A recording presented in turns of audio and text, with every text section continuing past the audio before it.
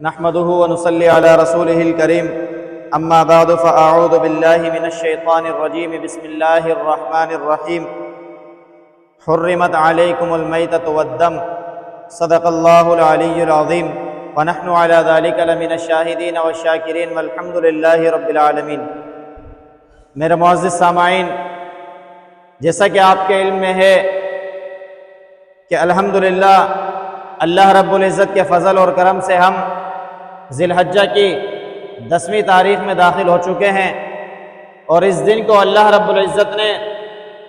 عید الاضحیٰ کے نام سے مسمم کیا ہے کہ یہ دن مسلمانوں کے لیے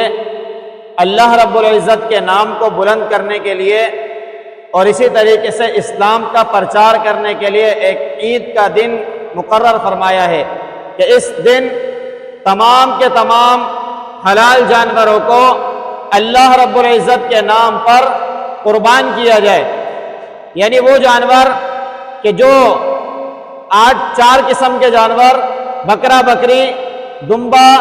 بھیڑ، گائے، اونٹ وغیرہ میں سے مذکر اور مؤنث دونوں کو قربان کیا جا سکتا ہے، تو اس کو اللہ رب العزت کی رضا کے لیے قربان کیا جائے اور اس پر اللہ رب العزت کا نام لیا جائے، اور اس دن میں زیادہ سے زیادہ تسبیح اللہ اکبر اللہ اکبر لا الہ الا اللہ واللہ اکبر اللہ اکبر وللہ الحمد، اور اللہ رب العزت نے اس تسبیح کو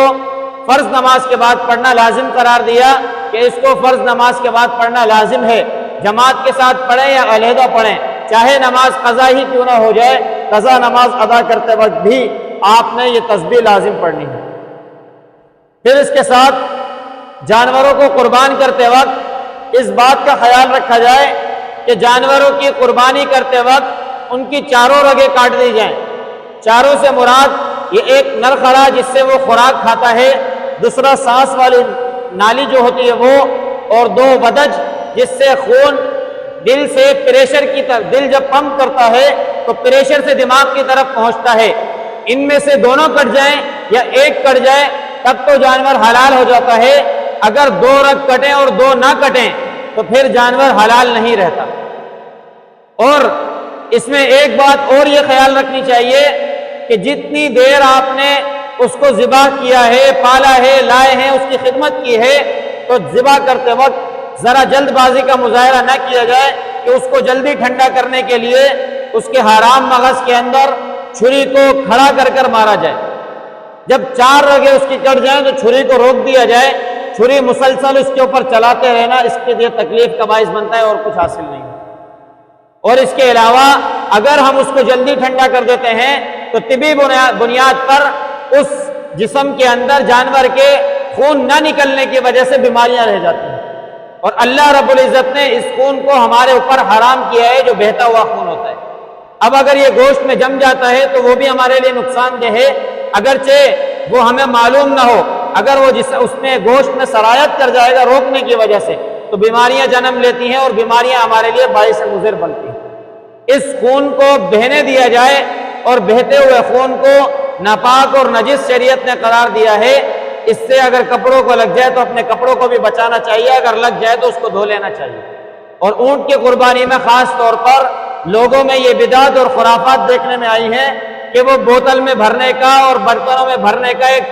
دستور انہوں نے بنایا ہوا ہے، تو یہ اس طریقے کے دستور کو اسلام رد کرتا ہے۔ یہ حرمت علیکم المیتہ، اگر آپ نے رگیں کم کاٹی ہیں تو وہ جانور مردہ ہو گیا، یہ حرام ہو گیا۔ اسی طریقے سے اگر آپ خون وغیرہ اس کا استعمال کرتے ہیں تو یہ خون شریعت کی نظر میں حرام ہے، کیونکہ اس خون کے اندر بیماریاں ہیں۔ شریعت کہتی ہے کہ یہ بہتا ہوا خون نکلنے دیا جائے اور آرام سے تسلی کے ساتھ نکلنے دیا جائے، کسائی کو جلد بازی کرنے نہ دی جائے۔ جس طریقے سے ہم جانور کو بڑے تسلی کے ساتھ، محنت کے ساتھ اور لگن کے ساتھ رکھتے ہیں، اسی طریقے سے کسائی کو بھی تھوڑا سا لگام دینی چاہیے کہ بھائی جلد بازی نہ کریں ٹھنڈے کے ماحول۔ پیسہ خرچ کر قربانی اللہ کی راہ میں کر رہے ہیں، اسی طریقے سے تھوڑا سا پیسہ خرچ کرنے کے بعد کسائی بھی اچھا لے لیا جائے جو جانور کو تسلی سے قربان کرے، کیونکہ یہ جانور ہم اپنی رضا کے مطابق نہیں کر رہے، اپنی خوشنودی کے مطابق نہیں کر رہے، دنیا والوں کو خوش کرنے کے لیے نہیں کر رہے، یہ محض اللہ رب العزت کی رضا کے لیے کر رہے ہیں، اور اللہ رب العزت کی جیسے ہم مخلوق ہیں ایسے یہ جانور بھی اللہ کی مخلوق ہیں۔ ان کے ساتھ بھی رحم دلی کا معاملہ کیا جائے، ان کے ساتھ بھی جلد بازی کا معاملہ نہ کیا جائے۔ جب آپ اس کو ٹھنڈا کرنے کے لیے کوئی بھی جستجو کرتے ہیں تو اس کی جو مچلنے کی صلاحیت ہوتی ہے وہ ختم ہو جاتی ہے اور پھر خون جسم سے نکل نہیں پاتا۔ اور اسی طریقے سے اگلے مرحلے میں اس کا جو گوشت تقسیم کرنے کا مرحلہ ہے، تو اس گوشت تقسیم کرنے کے معاملے میں اگر 3 حصے بنا لیا جائیں تو یہ مستحب ہے، ایک گھر کے لیے، رشتہ داروں کے لیے، دوست احباب کے لیے، اور اسی طریقے سے جو آپ سے لینے والے آتے ہیں گھروں پر ان کو دینے کے لیے، غرباء اور مساکین کے لیے ایک حصہ بنایا جائے۔ اگر آپ کے اپنے اہل و عیال اتنے ہیں تو اس کے لیے بھی کوئی ضرورت نہیں ہے کہ آپ علیحدہ حصے بنائیں، بلکہ سارا جانور بھی رکھ سکتے ہیں۔ اور اس مسئلے میں خصوصاً یہ سوال پوچھا جاتا ہے کہ غیر مسلموں کو قربانی کے گوشت کا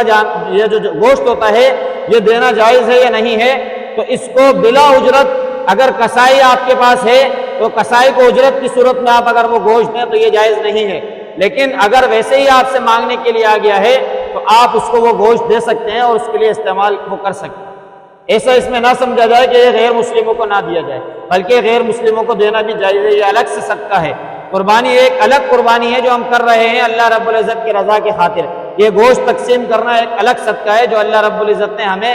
ہر صورت میں حلال کیا ہے کہ چاہیں تو رکھ لیں، چاہیں تو اس کو لوگوں میں تقسیم کر دیں۔ اور پھر تقسیم کرنے کے معاملے میں وَأَمَّا السَّائِلَ فَلَا تَنْهَرْ، کہ جھڑکنے کا معاملہ کسی صورت میں پیش نہ آئے، کہ کوئی سائل آپ کے پاس آئے تو آپ یہ نہ کہیں کہ دے دے کر تھک گئے ہیں اور دروازہ دھڑام کر کے اس کو پر بند کر دیا جائے یا سخت الفاظ کہہ دیے جائیں، تو اس طریقے کا اسلام میں کوئی تصور نہیں ہے۔ اسلام اخلاق سکھاتا ہے، اسلام تہذیب سکھاتا ہے۔ اسلام میں سورہ ضحیٰ کے اندر یہ موجود ہے کہ وَأَمَّا السَّائِلَ فَلَا تَنْهَرْ، کہ سائل آپ کے دروازے پر جب آ جائے تو اس کو اگر آپ کی گنجائش ہے تو دے دیں، اگر آپ نہیں دے سکتے تو پھر آپ خاموش رہیں، اس کو جھڑک کر اپنے دروازے سے واپس نہ کریں، کیونکہ یہ قربانی کا مرحلہ یہ اللہ رب العزت کے کلمے کو بلند کرنے کے لیے ہے۔ اللہ رب العزت کے نام پر جو ہم نام لیوا ہیں، اللہ کے اوپر اپنا سب کچھ قربان کرنے کے لیے تیار ہیں، تو جب ہم اس طریقے کا رویہ اپنائیں گے کہ کوئی ہم سے گوشت کا سوال کرنے آئے اور اس کے ساتھ ہم بد اخلاقی سے پیش آئیں، تو ایک طرف تو ہم اللہ کو راضی کرنے کے لیے عمل کر رہے ہیں، دوسری طرف اللہ ہی کو ناراض کر رہے ہیں، اس کی مخلوق کے اوپر دروازہ بند۔ تو اس طریقے کے تصور سے اجتناب کیا جائے اور اس قربانی کے مرحلے کو بڑی خوشنودی کے ساتھ انجام دیا جائے۔ ہر ایک معاملے کے اندر اللہ رب العزت کی رضا کو ملحوظ خاطر رکھتے ہوئے عمل کیا جائے کہ میرا رب کیسے راضی ہوتا ہے۔ جس طریقے سے ایک جانور لیتے وقت ہم علماء سے سوال کرتے ہیں کہ بھائی جانور کس درجے کا ہونا چاہیے، جانور کے اندر کیا کیا صفتیں ہونی چاہیے، کس کس ایپ سے اس کو بری ہونا چاہیے، یہ سوالات کرنے کے بعد ہم جانور خریدتے ہیں، تو یہی علماء سے رجوع کر کر یہ بھی پوچھ لیا جائے کہ بھائی ہم اس کا گوشت کیسے تقسیم کریں، جو مانگنے آئے، سوال کرنے آئے تو اس کے ساتھ کیا رویہ رکھیں، اور اسی طریقے کے ساتھ کسائیوں کے ساتھ کیا معاملہ کرنا چاہیے، اور پھر آخر مرحلے میں جو اس کے علائشیں ہیں ان کو ایسی جگہ پر رکھا جائے کہ جس کی وجہ سے معاشرے والے کو اور لوگوں کو تکلیف نہ ہو۔ جانور ذبح کر دینے کے بعد روڈ پر خون بھی چھوڑ دیا جائے، علائشیں بھی چھوڑ دی جائیں، آنے جانے والوں کو تکلیف ہو، تو یہ اسلام میں اس چیز کا کوئی تصور نہیں پایا جاتا، بلکہ اسلام تو یہ سکھاتا ہے کہ اماطۃ الاذی عن الطریق صدقہ، کہ تکلیف دہ چھوٹی سے چھوٹی چیز بھی اگر راستے سے ہٹا دیں تو یہ بھی صدقہ جاریہ ہے۔ اور احادیث میں بے شمار روایات اور واقعات منقول ہیں کہ اتنے عمل کے اوپر اللہ رب العزت نے لوگوں کو جنت میں مقام عطا فرمایا۔ اب اگر ہم ان علائشوں کو روڈ کے اوپر چھوڑ دیں اور اس خون کو روڈ کے اوپر چھوڑ دیں، اور کوئی نمازی جا رہا ہے، کوئی اچھا بندہ جا رہا ہے، کوئی دوسرا شخص جا رہا ہے، تو اگر اس کو تعفن کی وجہ سے، اس بدبو کی وجہ سے تکلیف ہوگی تو مجھے بتائیں پھر ہم نے یہ نیکی کا کام کیا یا برائی کا کام کیا؟ ان معاملات سے بھی بچنا چاہیے۔ اور پھر کھال اور دیگر معاملات کے اندر اس کے جو زیورات ان کو ہم پہناتے ہیں سجانے کے لیے، یہ اور اسی طریقے سے اس کی کھال یہ اجرت میں دینا کسی صورت جائز نہیں ہے۔ اس کو کسی ایسی جگہ پر لگایا جائے جو صدقہ جاریہ ہو، جو آپ کے لیے مستقل صدقہ بنا رہے کہ اس کو صدقے میں لگا دیا ہے۔ اب جس طریقے سے یہ جانور ہماری بخشش کا ذریعہ ہے، اسی طریقے سے اس کا ہر چیز، ہر جز ہمارے لیے نجات کا ذریعہ بنے۔ اس کو اجرت میں نہ دیں اور نہ ہی ایسی جگہ پر اس کھال کو لگائیں جو آپ کے اور میرے لیے پکڑ کا ذریعہ بنے۔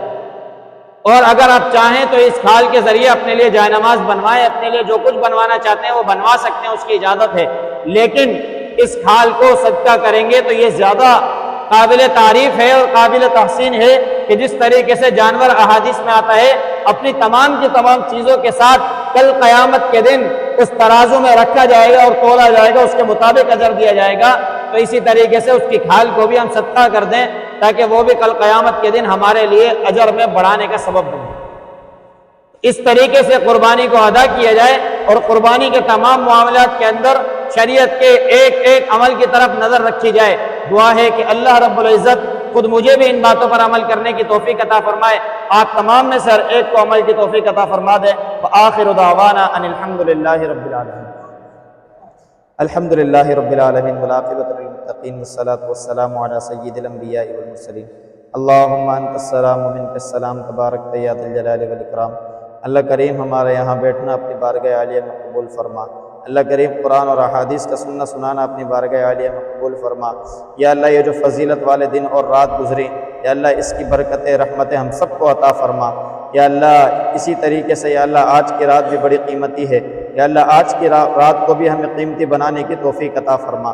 یا اللہ کل کا دن یا اللہ قربانی کا مرحلہ ہے، یا اللہ اس کو خالصتاً اپنی رضا کے مطابق ہم سب کو کرنے کی توفیق عطا فرما۔ یا اللہ تمام مسلمانوں کو اس میں حصہ لینے کی توفیق عطا فرما۔ یا اللہ جو حج ادا کیا گیا، یا اللہ اس کو اپنی بارگاہ عالیہ میں شرف قبولیت عطا فرما۔ یا اللہ ہر حاجی کی یا اللہ جد و جہد اور سعی کو اپنی بارگاہ عالیہ میں قبول فرما۔ یا اللہ جو انہوں نے ہمارے حق میں دعائیں کی، پوری امت مسلمہ کے حق میں دعائیں کی، یا اللہ ان کو محض اپنے فضل اور کرم سے یا اللہ قبول فرما۔ یا اللہ اس حج کو پورے اسلام میں اسلام کے بول بالے کا ذریعہ بنا، یا اللہ پوری دنیا میں اسلام کے پھیلنے کا ذریعہ بنا دے۔ یا اللہ جہاں جہاں مسلمان پریشان حال ہیں، فلسطین میں، برما میں، یمن میں، شام میں، یا اللہ انڈیا کے اندر، یا اللہ تمام کی مدد اور نصرت فرما۔ اللہ کریم قبلہ اول بیت المقدس کی حفاظت فرما۔ اللہ کریم حرمین شریفین کی حفاظت فرما۔ اللہ کریم ڈاکٹر عافیہ صدیقی کو جلد رہائی عطا فرما۔ اللہ کریم ملک پاکستان کی حفاظت فرما۔ اللہ کریم اس کو امن کا گہوارہ بنا۔ اللہ کریم اس کی اسلامی نظریاتی جغرافیائی سرحدات کی حفاظت فرما۔ یا اللہ اچھے حکمران ہمیں عطا فرما۔ یا اللہ ہمارے ملک میں اسلام کا بول بالا فرما۔ یا اللہ ہمارے قوانین کو اسلام کے تقاضے کے مطابق بنا دے، اور یا اللہ ہم سب کو اس کے اوپر عمل کرنے کی توفیق عطا فرما۔ یا اللہ جہاں جہاں مسلمان پریشان حال ہیں، بیمار ہیں، مصیبت زدہ ہیں، تکلیفوں میں ہیں، یا اللہ تمام کی بیماریوں کو، پریشانیوں کو، تکلیفوں کو، مصیبتوں کو دور فرما۔ یا اللہ جتنے بے روزگار ہیں، یا اللہ تمام کو حلال طیب روزگار عطا فرما۔ یا اللہ جتنے پیارے ہمارے اس دنیا سے چلے گئے، اللہ سب کی کامل بخشش فرما۔ اللہم رب ارحمہما کما ربیانی صغیرا، وصلی اللہ تعالی علی رسول خیر خلقہ محمد وعلی آلہ واصحابہ اجمعین۔